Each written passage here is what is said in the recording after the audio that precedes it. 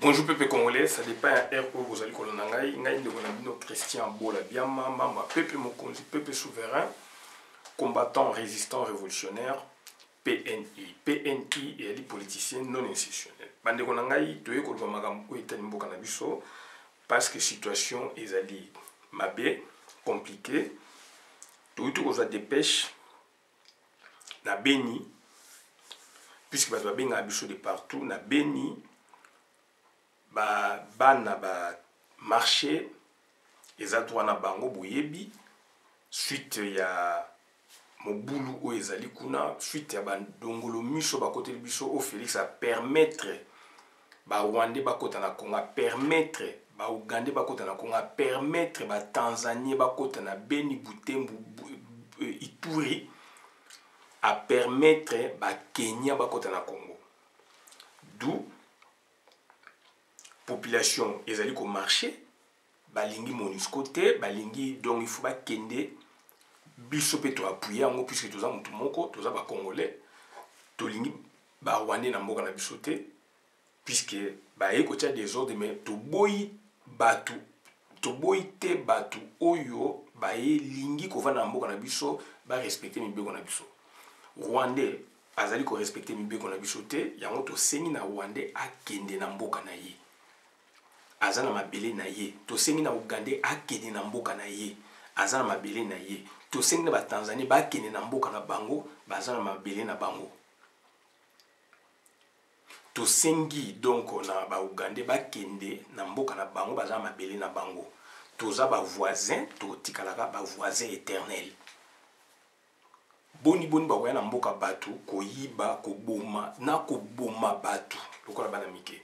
Et hier na vue de pêche et avec lobby pardon na vue de pêche sikoyo donc bana ba marché na Beni ba kangi les enfants en uniforme des mineurs ba koti bango na boloko pour la première fois na Congo et salami sous Félix Antoine Tshilombo mwana Etienne Tshisekedi ba kangi ba élève na Beni bakoti bango donc na boloko et salamate to meka otiela bino donc vidéo pour na bolanda puisque bo kanzaneti biso toza ko inventer makam to inventer lo moko te et ça ba vidéo yé on to otiela bino bo landa bino moko ezali pasi état de droit ya mwana ndeko yo ozali koloba Félix état de droit boye vision na ye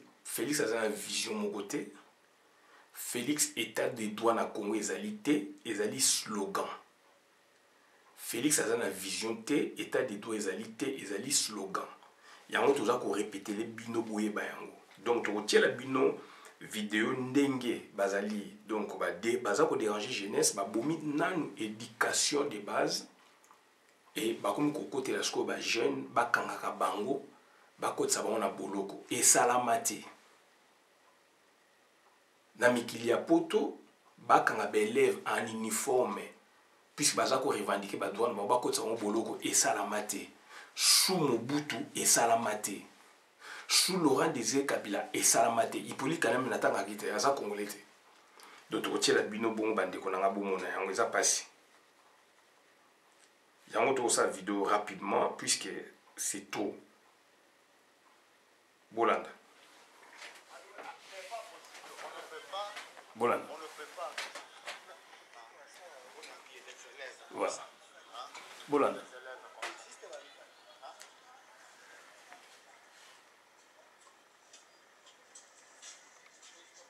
Bonjour. Bolanda. Monde bana ba okotsa na boloko bana kelasi. Ba mineur.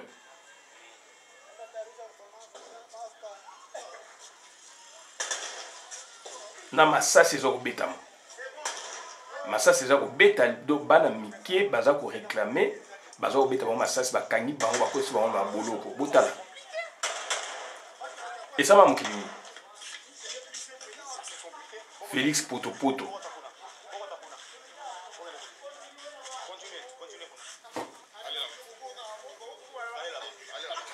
Et ça m'a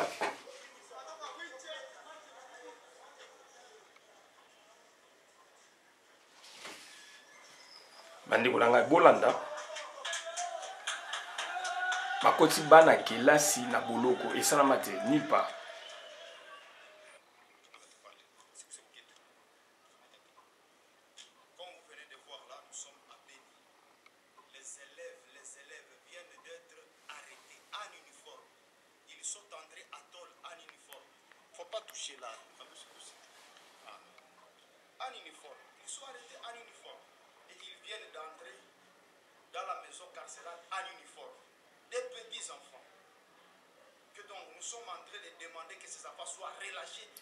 Immédiatement.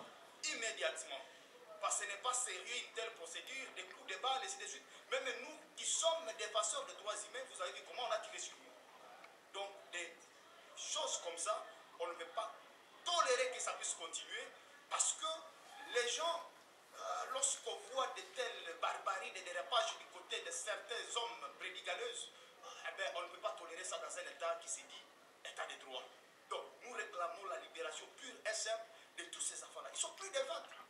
Une trentaine d'enfants. Vous avez vu comment des types venaient avec des enfants, ramasser de tout bord. Et puis, c'est la violation de toute procédure.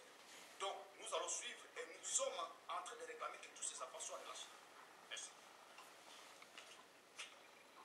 Donc, vous avez suivi avec attention, donc, c'est-à-dire, c'est déplorable.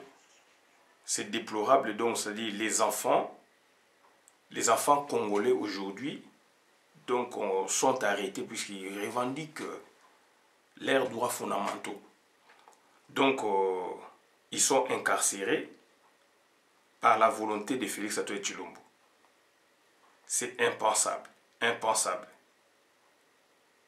Voilà. C'est ça.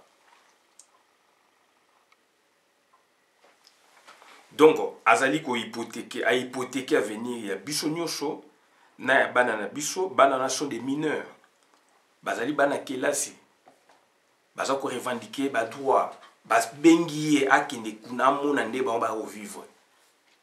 Ba ke ba ramasser bango et voilà donc ba tie bana na boloko. Dans l'entretemps bana na ye baza ko vivre na poto, bana na ye bazali na ndaku kitoko ezana limité ezana poto, alors bana ya bandeko mususu bazali ko souffrir parce que à côté biso ba nguna na kata mboka, à côté biso ba Kenya, à côté biso ba agresseur wana baza ba rebelle bazali ko kata biso donc lokola ba mbisi siko ba komi na bana na biso bandeko na ngai. Est-ce que mboko toza suna mboka vraiment? Est-ce que Félix Antoine Tshilombo aza normal? Yonde comme to côté la kaye. Est-ce que Félix aza normal? Na Mobutu na période de Kasavubu nazala quitté. Na période de Mobutu na moniango jamais bana ya bas âge bakanga bango. Na ebi descente mo punitive na tene de Kalina. Ba élèves ba kitaka ils ont revendiqué. Bakanga bangote. Na tene de la Gombe. Na période de Mobutu. Ou na période de transition à Mobutu. Mais comment expliquer bana baza ko réclamer? Il faut en écoute ya mwana ya bana. Oui, si bango promettre donc gratuité scolaire, ou promettre boy ezalakate. Bande ko ngai état de droit oyo bango ba promettre biso ya mwana.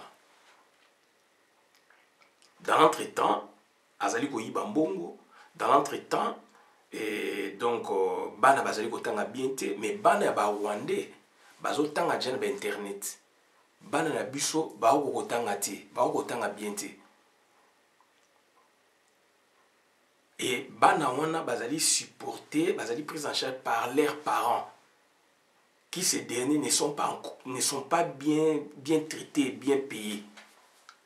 D'où ezali avenir ya bana wana ezali j'ai baby, ezali hypothéqué. Tozali ko senga na Félix Antoine Tshilombo a libéré bana wana immédiatement. Soka zana kindoki na ye donc c'est-à-dire et souka na famille na bango. Ça c'est la sorcellerie, c'est pas possible. Je me répète, ce qui Félix Azana Kindoki Oya Bango, pona aboma bana aboma jeunesse à Congo pona a détruire jeunesse na biso puisque basi ba détruire yango ye aye ko achever yango toza ko senga na Félix Antoine Tshilombo asala yango na libota na ye puisque bana na ye bazali na poto awa bazali donc bien suivi ndenge bana nyonso batangaka awa ba condition ezali normal. Félix aza pe mwana poto ayebi ba étude na poto ndenge ezala surtout bana ya ba bas âge wana ndenge awa ba allocation ba avantage ezali mingi pona jeunesse ayebi yango jeunesse nezali avenir ya lobi mais bana wana botala ja baza ko vivre déjà sous ba crépitement ya masasi ezali ko betama bakangi bango na ba jeep ba entassé bango bazo tindika bango na boloko et ba masasi ezali ko betama. Alors masasi ni fuba mimonde donc ba rebelle bazali dans le quartier ba beta bango masasi te lo mo basala raté mais masasi na bango ezali contre la population et biso soto lo bité muto ko lo baté bozana bo opposante bande ko na ngai ya Beni Butembo etc. Donc il y a pas d'opposant au Congo. Il y a pas d'opposant au Congo. Ba opposant ezali biso ba auto loba. Il n'y a pas d'opposant au Congo. Puisque makambo ndenge ezali ko sala madon, c'est-à-dire na mboka mosusu, on peut déranger les adultes mais pas les enfants, s'il vous plaît. Et bomoni donc défenseur et droit de l'homme, azali wana je pense azape avocat, na mona intazana tojinae, mais botala ndenge donc azali donc dérangé. On l'écoute même pas. Azali na souci à jeunesse à Congo.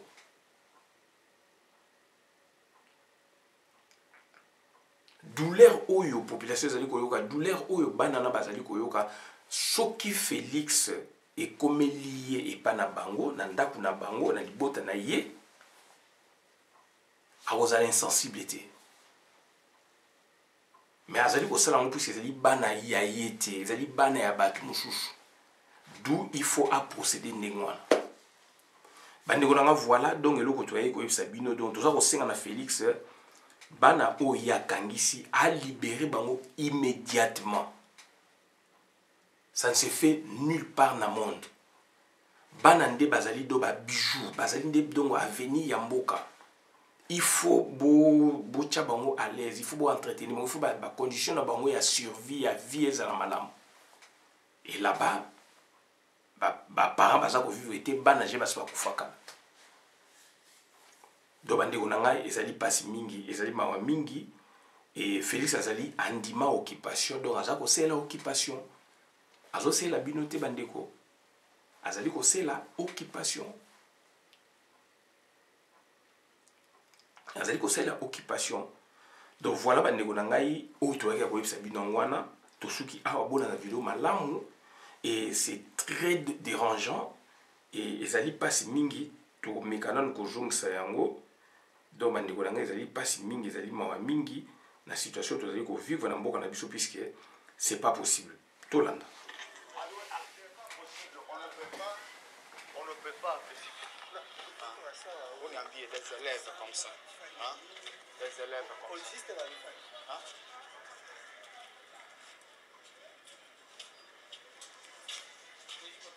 Bonjour.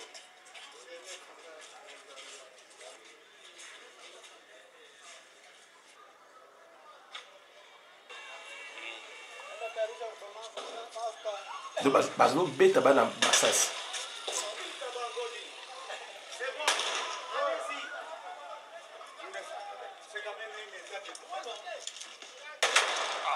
non et bato bazo ba état du droit na basaba nzete na limité kuna bazo ba état du droit ba journaliste mususu à la com bazo ba état du droit ezaka bo mboka ezaka bo mboka ezaka bo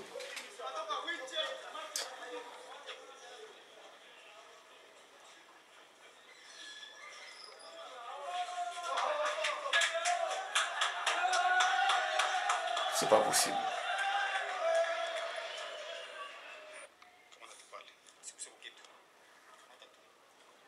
Comme vous venez de voir là, nous sommes à Beni. toza kosenga donc libération immédiate donc c'est-à-dire ya ba élève wana na Beni.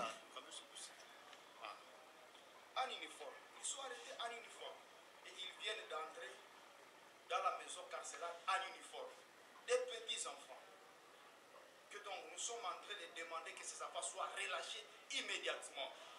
Immédiatement. Parce que ce n'est pas sérieux une telle procédure, des coups de balle, et ainsi de suite. Même nous qui sommes des passeurs de droits humains, vous avez vu comment on a tiré sur nous. Oui. Donc des choses comme ça, on ne peut pas tolérer que ça puisse continuer parce que les gens, lorsqu'on voit de telles barbaries, des dérapages du côté de certains hommes prédicatleuses, on ne peut pas tolérer ça dans un État qui se dit État de droit. Donc, nous réclamons la libération pure et simple de tous ces enfants-là. Ils sont plus de 20. Une trentaine d'enfants. Vous avez vu comment des jeeps venaient avec des enfants, ramassés de tout bord. Et puis, c'est à violation de toute procédure. Donc, nous allons suivre et nous sommes en train de réclamer que tous ces enfants soient relâchés. Merci.